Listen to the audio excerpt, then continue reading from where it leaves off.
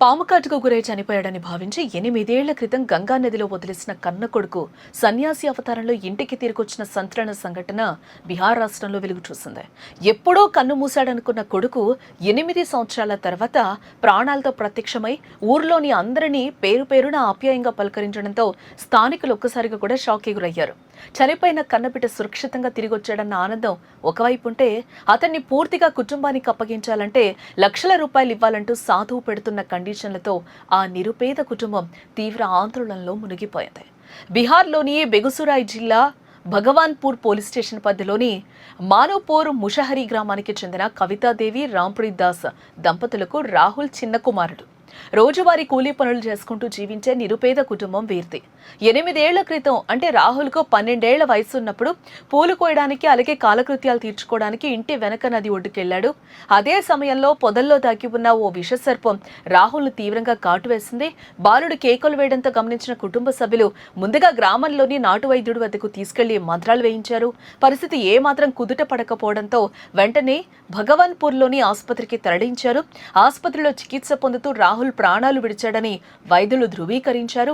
పాము కాటుతో చనిపోయిన వారి మృతదేహాలను దహనం చేయకుండా గంగా నదిలో వదిలేసే స్థానిక మూఢనమ్మకం ప్రకారమే రాహుల్ మృతదేహాన్ని కూడా అయోధ్య ఘాట్ వద్ద గంగా నది ప్రవాహంలో వదిలేసి తల్లిదండ్రులు కుమిలిపోయారు. అయితే నది ప్రవాహంలో కొట్టుకుపోతున్న రాహుల్ శరీరంలో స్వల్పంగా శ్వాస ఆడుతుంది. బెగుసరాయ్ దాటి ఎగువన ఉన్న మోకామా ఘాట్ వద్ద నది ఒడ్డున ఉన్న ఒక సిద్ధ సాధువు కొట్టుకుపోతున్న బాలుని గమనించి సురక్షితంగా బయటకు తీయడం జరిగింది. మూలికా వైద్యంతో రాహుల్ శరీరంలో ఉన్న పాము విషాన్ని పూర్తిగా తొలగించి ప్రాణాలు కాపాడాడు. ఆ తర్వాత బాలుని ఉత్తరప్రదేశ్లోని గోరఖ్పూర్ ఆశ్రమానికి తీసుకెళ్లడం జరిగింది. అక్కడ రాహుల్కు ఆధ్యాత్మిక విద్య నేర్పించి కఠిన నియమాలతో సన్యాసిగా మార్చాడు.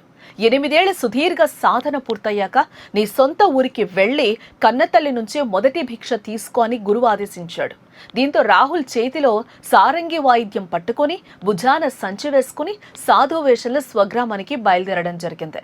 8 ఏళ్ల తర్వాత గ్రామానికి వచ్చిన రాహుల్ సారంగి వాయిస్తూ పాటలు పాడుతూ నేరుగా తన ఇంటికే వెళ్లాడు.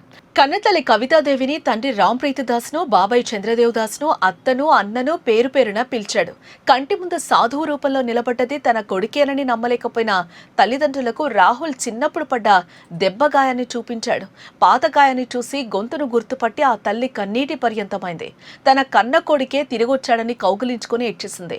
రాహుల్ ఇంట్లో 2-3 గంటలు గడిపి కుటుంబ సభ్యులతో సరదాగా మాట్లాడాడు. బాబాయ్ చంద్రదేవ్ దాస్ అతడికి ఒక కొత్త మొబైల్ ఫోన్, సిమ్ కార్డు కొనిచ్చాడు.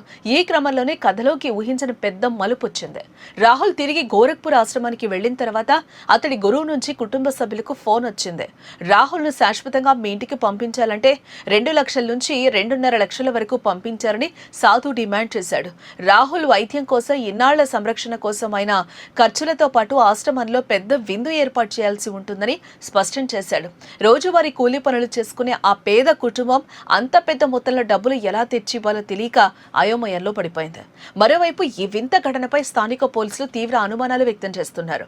అసలు తిరిగొచ్చిన వ్యక్తి నిజంగా రాహులేనా లేక డబ్బులు గుంజడానికి పన్నిన నాటకమా అనే కోణంలో విచారణ జరపాలని డిమాండ్ చేస్తున్నారు.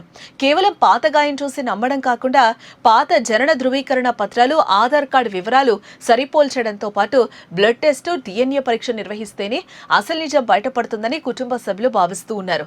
చనిపోయాడనుకున్న కొడుకు సాధువుగా తిరిగొచ్చి డబ్బులు అడుగుతున్న ఈ అద్భుత ఘటన ప్రస్తుతం బిహార్ వ్యాప్తంగా తీవ్ర చర్చనీయాంశంగా మారింది.